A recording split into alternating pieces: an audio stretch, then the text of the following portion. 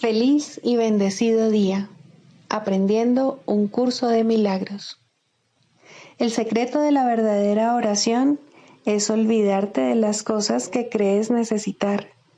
Pedir algo específico es igual que ver el pecado primero y luego perdonarlo. Del mismo modo, al orar pasas por alto tus necesidades específicas, tal como las ves, y las dejas en manos de Dios. Ahí se convierten en los regalos que le haces, pues le dicen que no antepondrás otros dioses a Él, ni que quieres otro amor que el suyo. Este libro es un comienzo, no un final.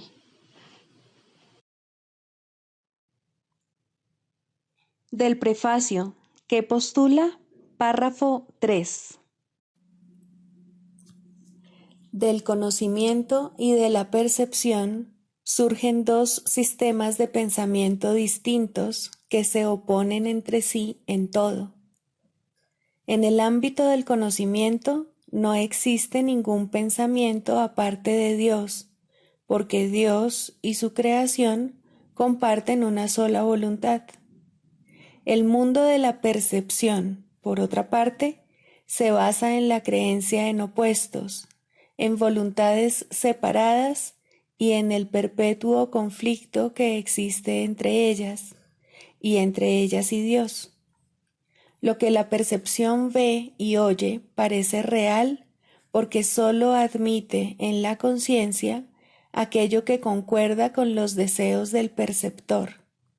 Esto da lugar a un mundo de ilusiones, mundo que es necesario defender sin descanso, precisamente porque no es real. Introducción. Este es un curso de milagros, es un curso obligatorio. Solo el momento en que decides tomarlo es voluntario. Tener libre albedrío no quiere decir que tú mismo puedas establecer el plan de estudios. Significa únicamente que puedes elegir lo que quieres aprender en cualquier momento dado.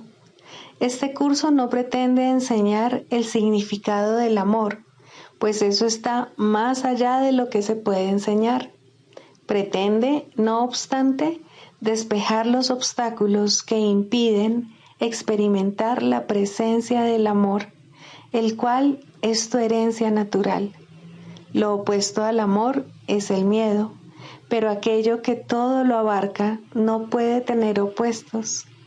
Este curso puede, por lo tanto, resumirse muy simplemente de la siguiente manera. Nada real puede ser amenazado. Nada irreal existe. En esto radica la paz de Dios. Capítulo 1. El significado de los milagros.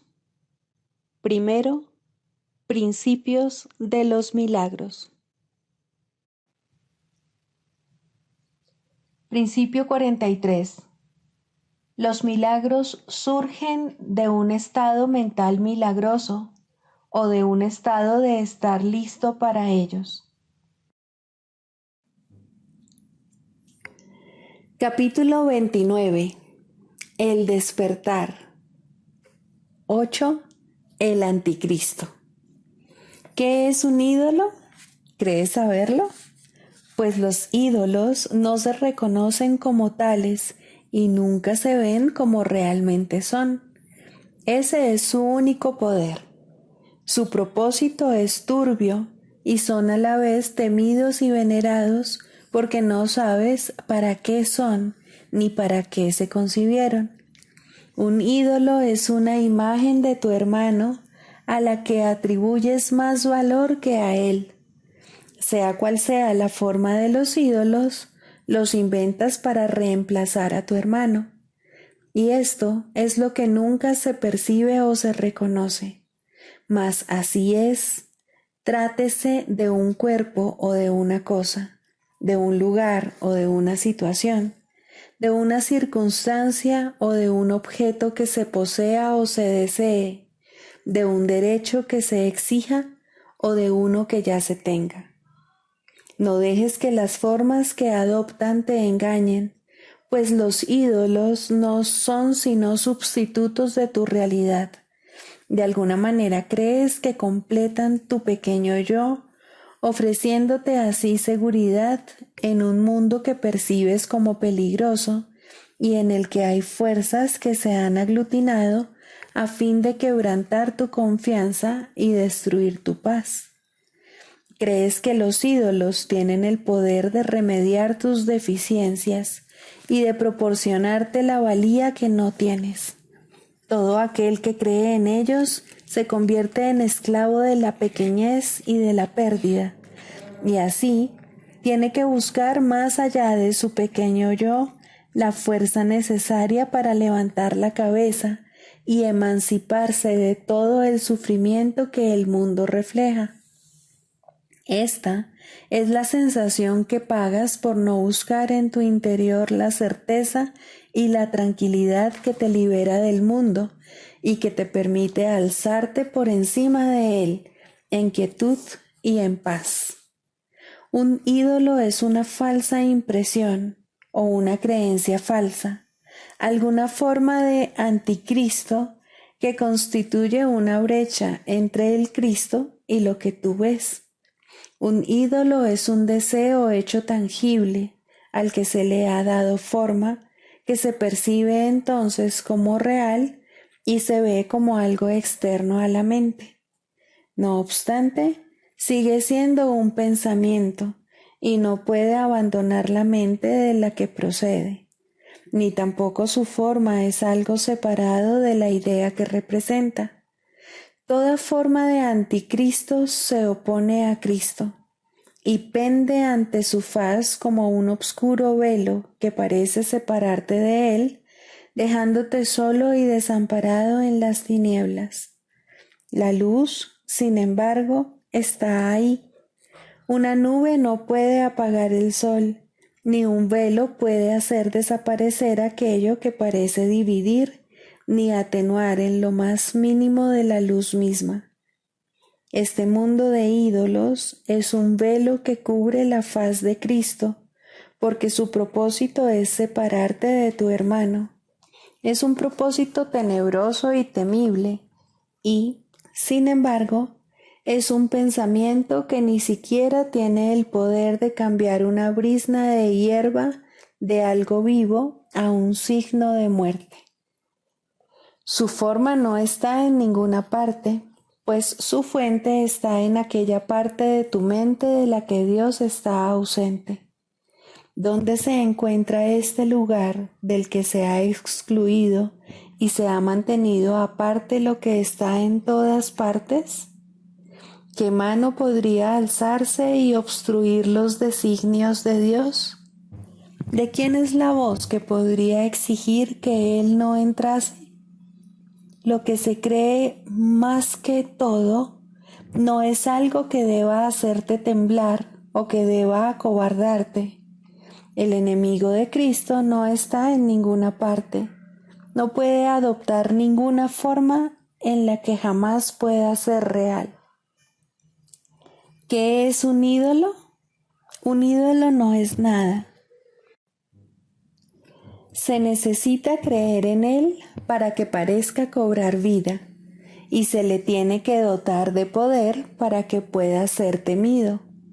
Su vida y su poder son el regalo que le da el que cree en él, y esto es lo que el milagro restituye a lo que sí tiene vida y poder dignos del don del cielo y de la paz eterna. El milagro no restaura la verdad, que es la luz que el velo no pudo apagar. Simplemente descorre el velo y deja que la verdad brille libremente, al ser lo que es. La verdad no necesita que se crea en ello para ser lo que es, pues ha sido creada y, por lo tanto, es. Un ídolo se establece creyendo en él, y cuando la creencia se abandona, el ídolo muere. Esto es lo que es el anticristo. la extraña idea de que hay un poder más allá de la omnipotencia, un lugar más allá del infinito y un tiempo que trasciende lo eterno. Ahí el mundo de los ídolos ha sido establecido por la idea de que ese poder, lugar y tiempo tienen forma, y de que configuran el mundo en el que lo imposible ha ocurrido. Ahí lo inmortal viene a morir, lo que todo lo abarca a sufrir pérdidas y lo eterno a convertirse en esclavo del tiempo.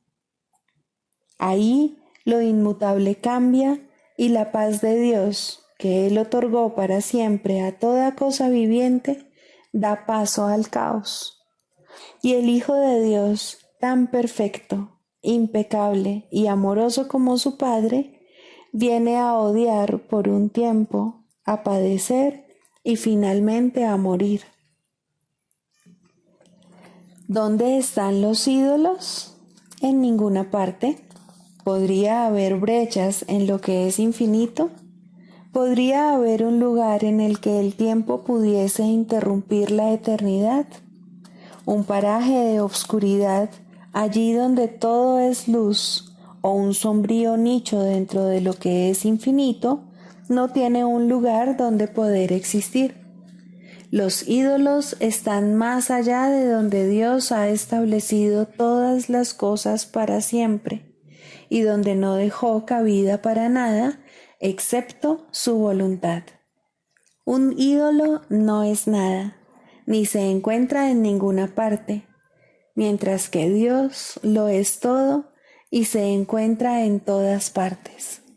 ¿Cuál es, entonces, el propósito de los ídolos? ¿Cuál es su finalidad?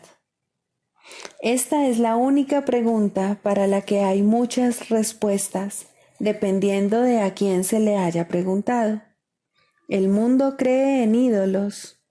Nadie viene a él a menos que los haya venerado y trate todavía de buscar uno que aún le pueda ofrecer un regalo que la realidad no posee. Todo idólatra abriga la esperanza de que sus deidades especiales le han de dar más de lo que otras personas poseen. Tiene que ser más. No importa realmente de qué se trate. Más belleza, más inteligencia, más riqueza o incluso más aflicción o dolor. Pero para eso es un ídolo, para darte más de algo. Y cuando uno falla, otro viene a ocupar su lugar y tú esperas que te pueda conseguir más de otra cosa. No te dejes engañar por las formas en que esa otra cosa se manifiesta. Un ídolo es un medio para obtener más de algo, y eso es lo que va en contra de la voluntad de Dios. Dios no tiene muchos hijos, sino solo uno. ¿A cuál de ellos se le puede dar más y a cuál menos? En el cielo, el Hijo de Dios no podría por menos que reírse de la idea de que un ídolo pudiese interrumpir su paz. El Espíritu Santo habla en nombre de ese Hijo y te dice que los ídolos no tienen ningún propósito aquí, pues más que el cielo jamás podrás tener. Y si el cielo se encuentra en ti, ¿por qué ir en pos de ídolos que los menoscabarían, creyendo que te van a dar más de lo que Dios os otorgó a tu hermano y a ti, en cuanto que uno con él? Dios te dio todo lo que existe, y para asegurarse de que no lo pudieses perder, se lo dio también a toda cosa viviente. Y así, toda cosa viviente es parte de ti, así como de Él. Ningún ídolo puede hacer que seas más que Dios, mas nunca estarás satisfecho siendo menos.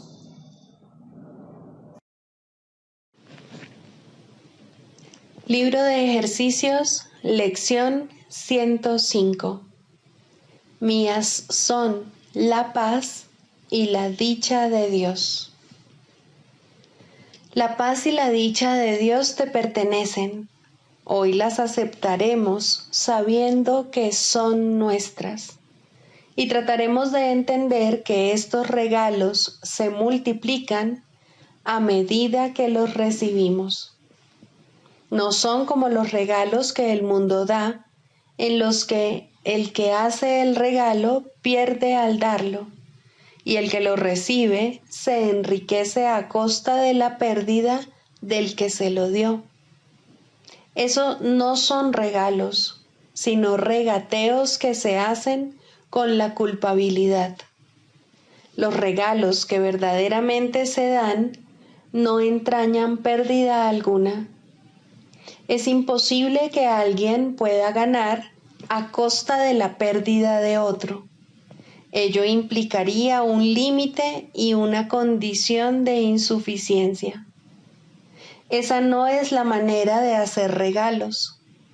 Tales regalos no son sino tratos que se hacen con vistas a obtener algo más valioso, préstamos con intereses que se tienen que pagar en su totalidad, créditos a corto plazo en los que el que recibió el regalo se compromete a pagar con creces lo recibido. Esta extraña distorsión de lo que significa dar impera en todos los niveles del mundo que ves.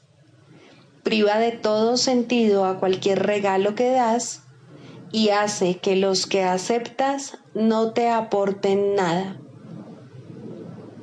Uno de los principales objetivos de aprendizaje de este curso es invertir tu concepto de lo que es dar, de modo que puedas recibir, pues dar se ha convertido en una fuente de temor y así evitas emplear el único medio a través del cual puedes recibir. Acepta la paz y la dicha de Dios y aprenderás a ver lo que es un regalo de otra manera. Los regalos de Dios no disminuyen cuando se dan, por el contrario, se multiplican. De la misma manera en que la paz y la dicha del cielo se intensifican cuando las aceptas como los regalos que Dios te da, así también la dicha de tu Creador aumenta cuando aceptas como tuyas su dicha y su paz. Dar verdaderamente equivale a crear. Extiende lo que no tiene límites a lo ilimitado, la eternidad hasta la intemporalidad y el amor hasta sí mismo. Añade a todo lo que ya está completo, mas no en el sentido de añadir más, pues eso implicaría que antes era menos. Añade en el sentido de que permite que lo que no puede contenerse a sí mismo cumpla su cometido de dar todo lo que tiene, asegurándose así de que lo poseerá para siempre. Acepta hoy la paz y la dicha de Dios como tuyas. Permite que Él se complete a sí mismo, tal como Él define lo que es estar completo. Comprenderás que lo que le brinda compleción a Él, se la brinda también a su Hijo. Él no puede dar a través de pérdidas, ni tú tampoco. Acepta hoy su regalo de dicha y de paz, y Él te dará las gracias por el regalo que le haces. Nuestras sesiones de práctica de hoy comenzarán de manera ligeramente distinta. Da comienzo al día pensando en aquellos hermanos a quienes les has negado la paz y la dicha a las que tienen derecho de acuerdo con las equitativas leyes de Dios. Al negárselas a ellos fue cuando te las negaste a ti mismo, y a ese punto es a donde tienes que volver para reivindicarlas como propias. Piensa en tus enemigos por un rato y dile a cada uno de ellos, según cruce tu mente: hermano, te ofrezco paz y dicha, para que la paz y la dicha de Dios sean mías. De esta manera te preparas para reconocer los regalos que Dios te ha dado y permites que tu mente se libre de todo lo que te podría impedir triunfar hoy. Ahora estás listo para aceptar el regalo de paz y de dicha que Dios te ha dado.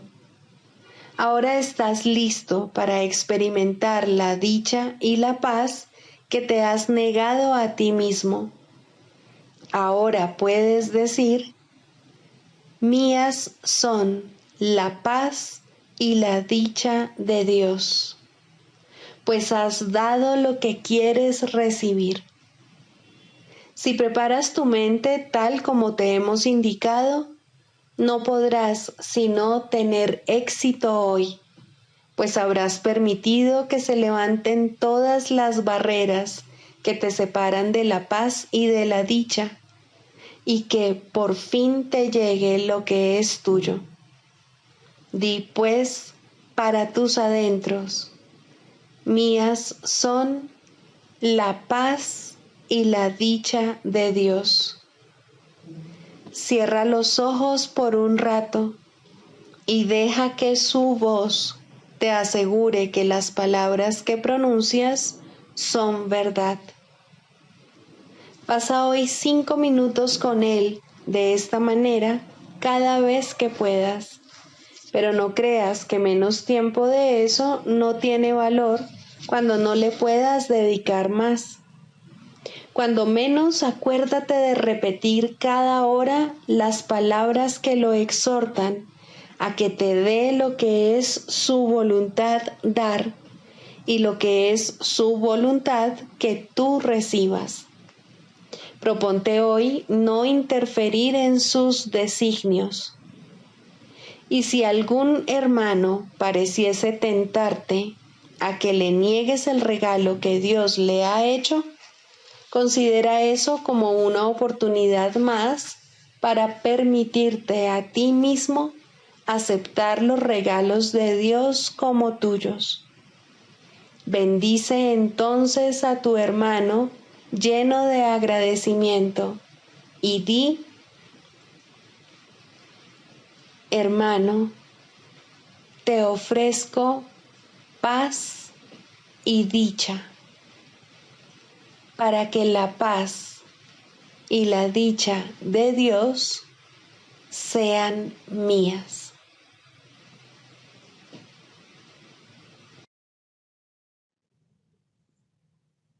Del Manual para el Maestro, pregunta 4. ¿Cuáles son las características de los maestros de Dios? 5. Júbilo. El júbilo es el resultado inevitable de la mansedumbre. La mansedumbre significa que el miedo es ahora imposible. ¿Qué podría entonces obstaculizar el júbilo? Las manos abiertas de la mansedumbre están siempre colmadas. Los mansos no experimentan dolor, no pueden sufrir. ¿Cómo no habrían de ser felices? Están seguros de que son amados y de que, por lo tanto, están a salvo. El júbilo va unido a la mansedumbre, tan inevitablemente como el pesar acompaña al ataque. Los maestros de Dios confían en Él y están seguros de que su Maestro va delante de ellos, asegurándose de que no les acontezca ningún daño. Disponen de sus dones y siguen su camino, porque la voz de Dios los dirige en todo. El júbilo es su himno de gratitud, y Cristo los contempla también con agradecimiento. La necesidad que Él tiene de ellos es tan grande como la que ellos tienen de Él. Qué gozo tan inmenso compartir el propósito de la salvación.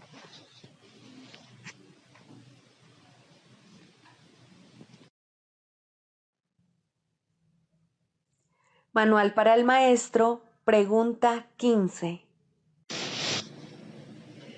¿Será cada uno de nosotros juzgado al final? Por supuesto que sí. Nadie puede escaparse del juicio final de Dios. ¿Quién podría huir para siempre de la verdad? Mas el juicio final no tendrá lugar hasta que deje de asociarse con el temor. Algún día, cada cual le dará la bienvenida, y ese mismo día se le concederá. Oirá su inocencia proclamada por todos los rincones del mundo, y éste quedará liberado al aceptar el juicio final de Dios sobre él. Este es el juicio sobre el que descansa la salvación. Este es el juicio que lo liberará. Este es el juicio mediante el cual todas las cosas serán liberadas junto con él. El tiempo se detiene a medida que la eternidad se aproxima, y el silencio envuelve al mundo para que todos puedan oír este juicio acerca del Hijo de Dios.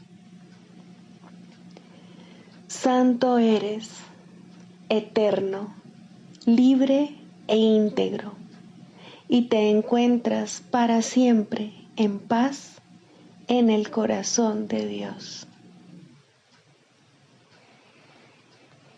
¿Dónde está el mundo ahora?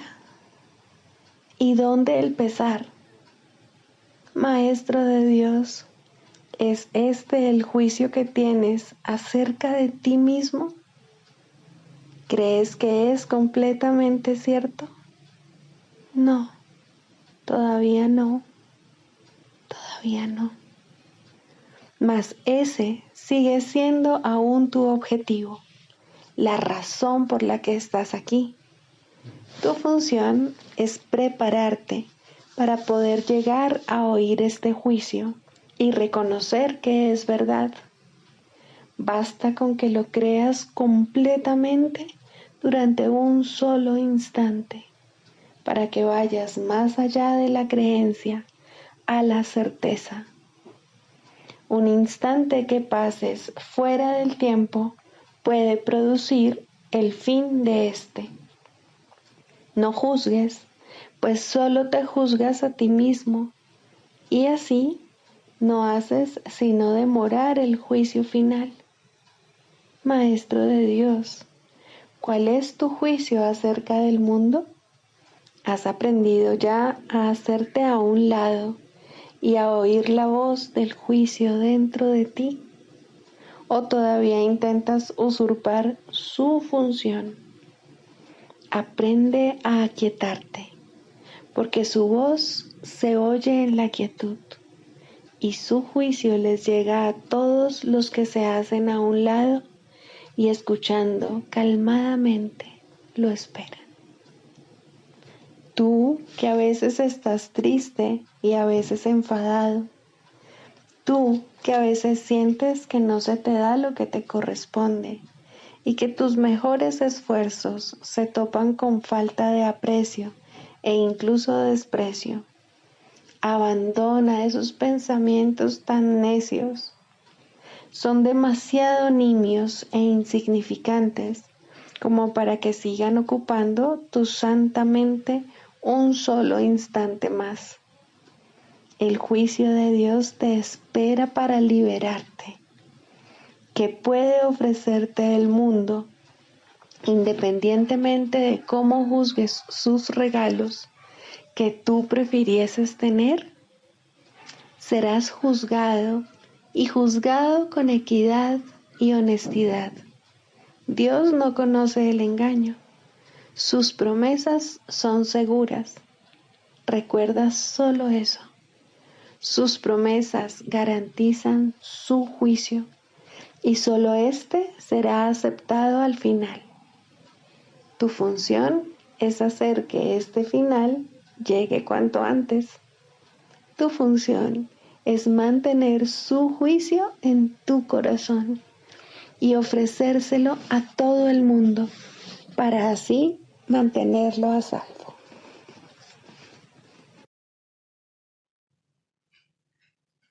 Clarificación de términos. Mente, espíritu. El término mente se utiliza para representar el principio activo del espíritu, el cual le suministra a éste su energía creativa. Cuando el término va con mayúscula, se refiere a Dios o a Cristo, es decir, a la mente de Dios o a la mente de Cristo.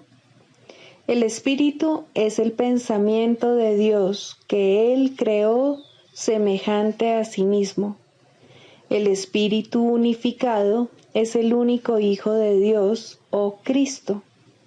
En este mundo, puesto que la mente está dividida, los hijos de Dios parecen estar separados. Sus mentes, asimismo, no parecen estar unidas. En ese estado ilusorio, el concepto de una mente individual parece tener sentido. En el curso, por lo tanto, se describe a la mente como si consistiera de dos partes, el espíritu y el ego.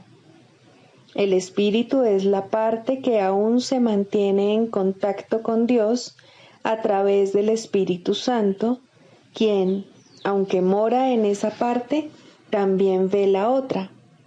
No se usa el término alma, excepto en citas directas de la Biblia, por ser un término sumamente polémico.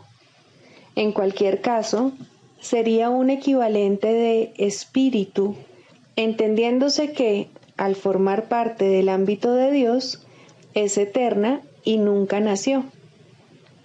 La otra parte de la mente es completamente ilusoria y solo teje ilusiones. El espíritu conserva su potencial creativo, pero su voluntad, que es la de Dios, parecerá estar cautiva mientras la mente no esté unificada. La creación continúa imperturbable porque esa es la voluntad de Dios. Dicha voluntad está siempre unificada y por lo tanto no tiene significado en este mundo, no tiene grados ni opuestos. La mente puede gozar de rectitud o estar errada dependiendo de la voz que escuche. La mentalidad recta escucha al Espíritu Santo, perdona al mundo y en su lugar ve el mundo real a través de la visión de Cristo. Esta es la visión final, la última percepción, la condición en la que Dios mismo da el paso final. Ahí, al tiempo y a lo ilusorio les llega su fin. La mentalidad errada escucha al ego y teje ilusiones, percibe el pecado, justifica la ira y considera que la culpabilidad, la enfermedad y la muerte son reales.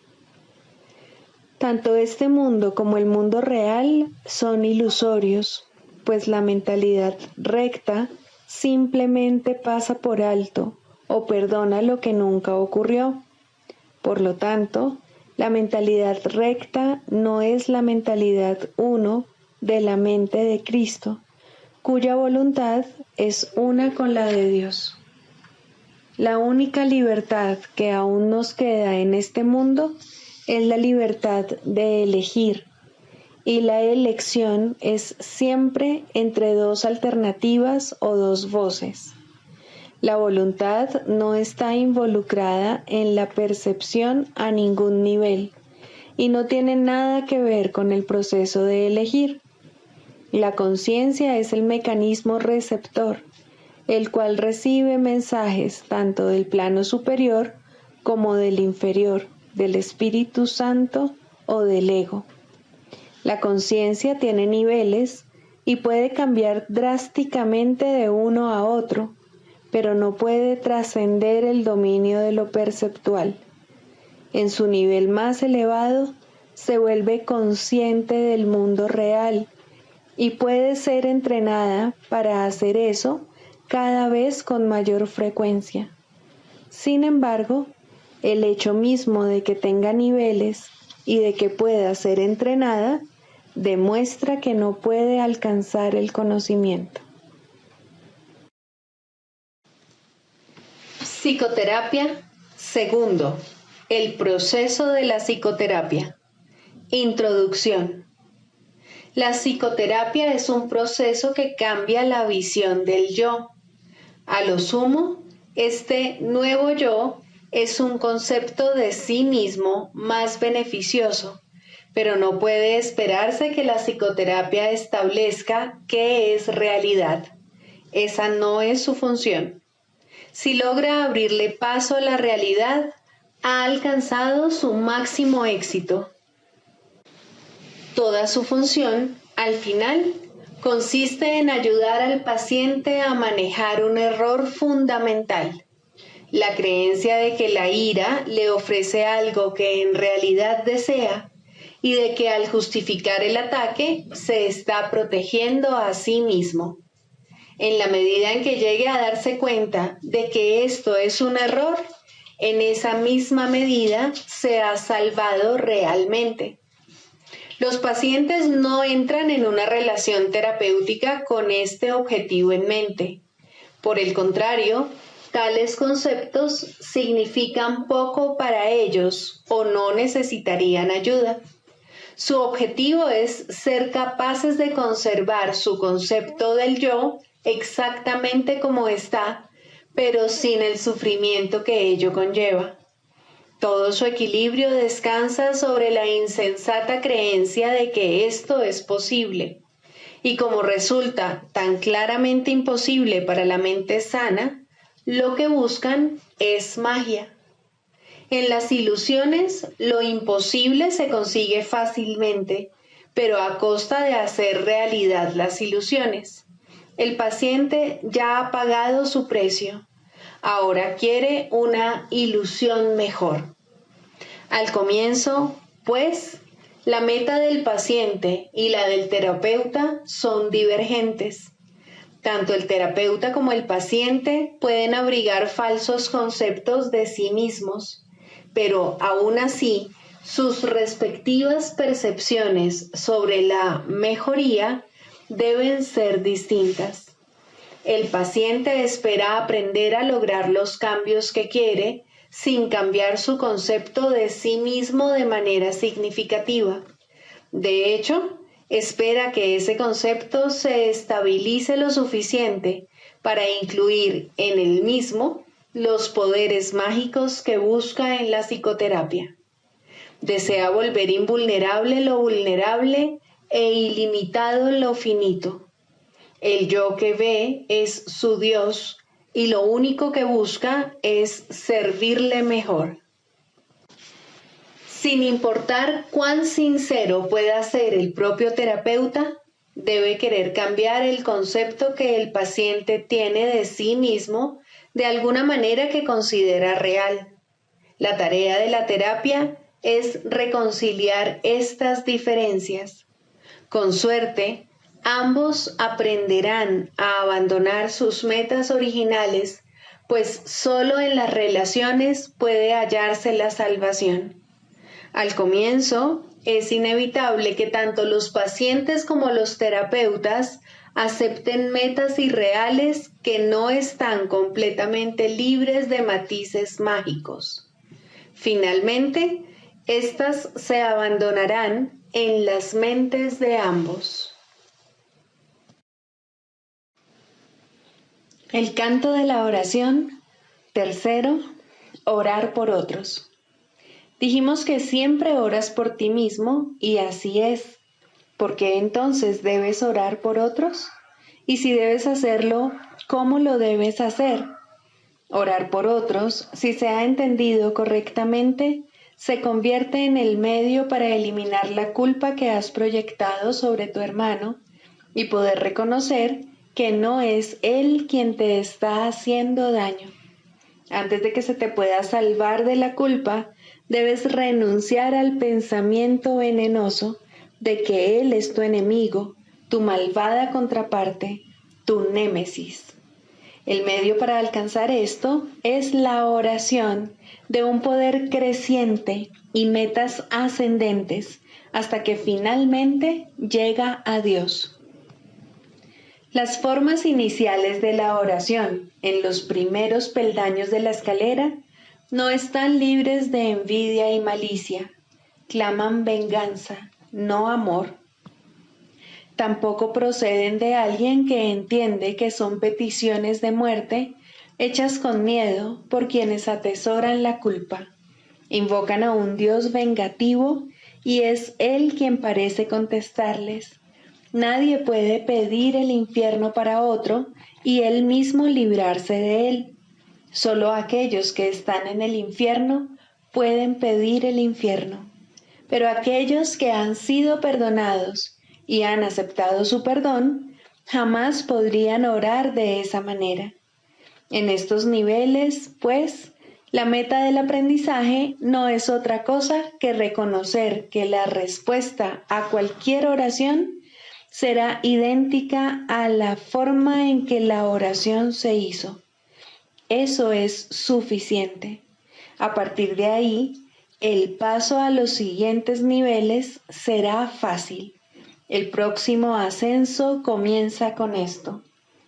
Lo que he pedido para mi hermano no es lo que querría para mí. Por lo tanto, lo he convertido en mi enemigo. Es evidente que este paso no lo puede dar quien no ve la liberación de otros como algo ventajoso y de valor para sí mismo. Puede aplazarse por largo tiempo porque puede parecer peligroso en lugar de compasivo.